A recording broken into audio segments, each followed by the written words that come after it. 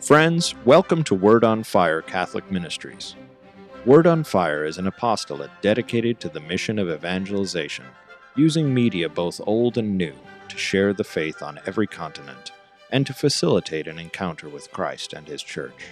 The efforts of Word on Fire engage the culture and bring the transformative power of God's Word where it is most needed. Today we invite you to join Bishop Robert Barron as he preaches the gospel and shares the warmth and light of Christ with each of us. Peace be with you. Friends, we've come to the end of the Lenten season. And on this Palm Sunday, it's our privilege to hear from one of the Passion readings. This year, of course, from the Gospel of Matthew. Martin Kaler was a Protestant theologian from the early 20th century. He famously said, "The Gospels are really passion narratives with long introductions." What he meant, of course, was the Gospels really are all about the passion, death, and resurrection of Jesus. The whole message is summed up in these great narratives. Everything else, Jesus' teaching, his miracles, all his actions, his public life, in many ways are simply introductions to what occurs in the Passion. And so on this Palm Sunday, we meditate on this sober and somber reading, Jesus' journey toward death. I think what you see especially clearly in Matthew is that Jesus is the one who journeys into the far country of sin, of human dysfunction, of all that separates us from the love of God. Keep in mind, throughout the Gospels, Jesus is the friend of sinners.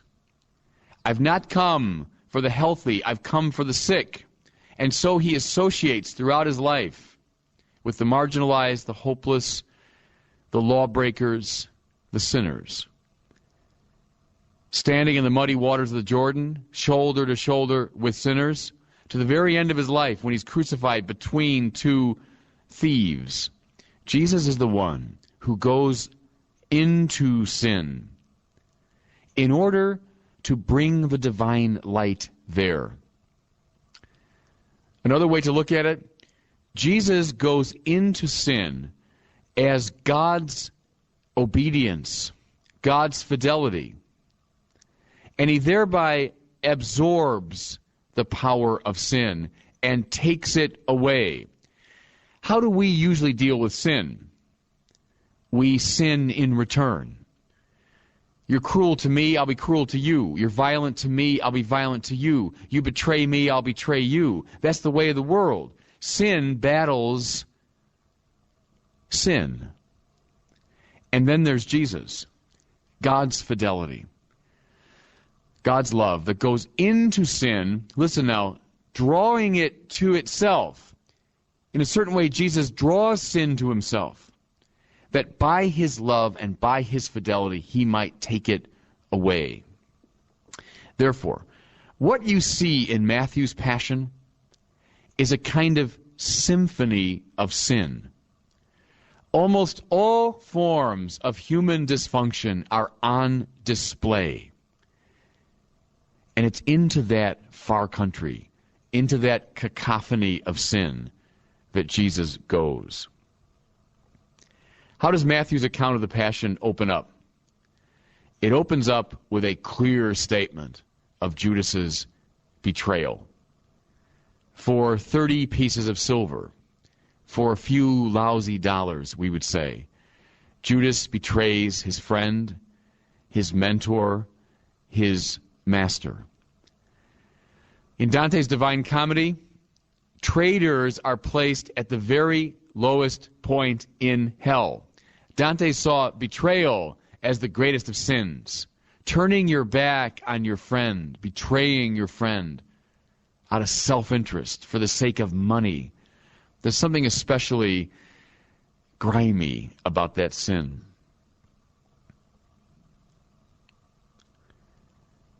After the Last Supper, Jesus leads his disciples to the Garden of Gethsemane. And then he goes by himself to pray. One of the most painful and climactic moments of Jesus' life, the night before he dies, wrestling with the will of his Father, struggling with the fact that his death is upon him. So intense is the struggle that Jesus sweats blood. And what are his disciples doing during this process? They're asleep. There isn't here a meditation on another form of sin. Karl Barth said, the greatest of the deadly sins is sloth, spiritual laziness. I just don't care.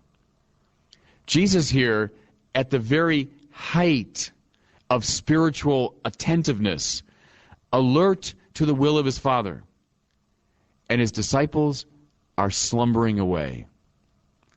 Another face of sin. We just don't care. In the book of Revelation, Jesus says, if you are lukewarm, I shall vomit you out. What Christ is most opposed to there is just this attitude of spiritual sloth, spiritual laziness. Then they come to the garden, Judas and the temple guard, armed with swords and clubs, the gospel says. Whom have they come for? The Prince of Peace, the one who said, resist not evil. If someone strikes you on the one cheek, turn and give him the other. Love your enemies. Bless those who curse you. Pray for those who maltreat you. Christians, that was a message from another world. That was the heavenly message. Who comes to the garden now, led by Judas? All the powers of the world, playing their usual game. Into the Garden of Gethsemane comes violence, the ways of violence, the way the world of sin has customarily ordered itself. Whether I'm talking about Babylon or Greece or Rome or Napoleon or Stalin, the way the sinful world orders itself is through violence. And so into the garden they come, armed with swords and clubs. In all of the confusion, one of Jesus' disciples cuts off the ear of the high priest's slave. That's a beautiful spiritual symbol. What does violence do? Violence cuts off communication. In violence, no one is listening. Nobody is speaking. The powers of reason, the powers of connectedness, they've been overwhelmed. What we see on display here is the awful face of human violence up and down the centuries. How tragically contemporary it all sounds. As once more the Holy Land ripped apart by this kind of violence. Nation against nation, people against people, ethnic group against ethnic group. At the end of the struggle, when it was clear that Jesus would be arrested, his disciples, who had insisted during the Last Supper that they would stand with him, yes, even to death, all fled. There's something dreadfully sad to me in that line as the gospel rehearses it. And they all fled. Jesus had called them to himself. Come, I will make you fishers of men. Come after me and be my disciple. And then at the moment of truth, they all fled. Christians, another face of sin is on display. Cowardice, spiritual cowardice. When I know what to do, I know the hour has come, I know what is right for me to do, I know the path to walk, and I just can't summon the courage to do it. I can't summon the courage to walk it. You know that famous line, the only thing required for evil to thrive is for good men to do nothing. At this moment of truth, these followers of Jesus did nothing. They fled. Evil must be resisted whenever it appears. One of the faces of sin is a cowardice that refuses to face it down. The symphony of sin only intensifies now as the story unfolds. Jesus is brought before the Sanhedrin, the Supreme Court, if you will, of the Jewish nation. Supposedly the best people in the nation, the representatives of the people. What do we hear? Before them are brought a whole series of false witnesses, liars, those who care much more for their own gain, for their own aggrandizement than they do for the truth. Those who couldn't care less about the truth, who will say anything to serve their own purposes. Does that sound familiar, fellow sinners? It's a game that we all play. Jesus called himself the truth. And here at the moment of truth, he's surrounded by a pack of liars. The symphony of sin continues. Outside in the courtyard, there is Peter, undoubtedly ashamed by the fact that he'd fled. He follows after Jesus, trying to get information. And there he's in the courtyard of the high priest, and he's warming himself by the fire. A woman sees him. He was with him. He was with Jesus of Nazareth. Peter, of course, denies it. But she insists, yes, you're one of his disciples. He denies it again. Then she says, of course you are. Your own accent gives you away. You're a Galilean. What do we see here? But something I've spoken of often. One of the most terrible faces of sin is scapegoating violence. How we love to form ourselves into communities around somebody that we can hate.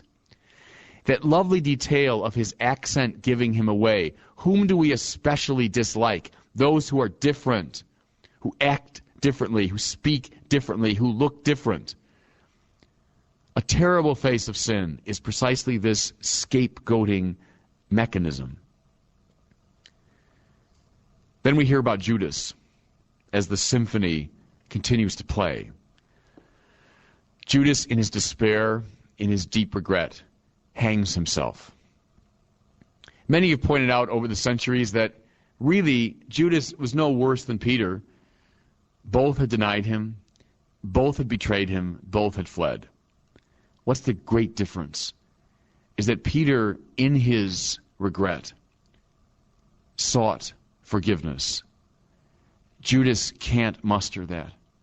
And in his despair, he destroys himself. Maybe the bitterest and worst face of sin that we see. Self-destruction. When I feel I am so in the dark that I can't even begin to ask for forgiveness. That's where Judas finds himself. The Lord then is brought before Pilate. And again we see another face of human dysfunction. Pilate, who represents the Roman Empire, the bearer of justice, the spokesperson for justice. What does he see almost immediately? That Jesus is innocent. It's very clear that he sees it. And yet he caves in to the pressure of the crowd, fearing the loss of his position. The abuse of power, personally, in a family, in an institution, is one of the terrible faces of sin. The abuse of power. What have we seen? Betrayal, indifference, sloth, violence, cowardice, untruth, scapegoating, self-destruction, abuse of authority. All these faces of sin. Christians, what's the good news on this day as we read this terrible story? The good news is God's own love has journeyed into this far country to bring the divine light there. He doesn't hate sinners. He journeys into their world. And then by his truth and his love, he absorbs the sins of the world. That's the good news in this terrible story. God bless. Thank you for listening to this week's homily from Bishop Robert Barron. For more resources from Bishop Barron, please visit wordonfire.org.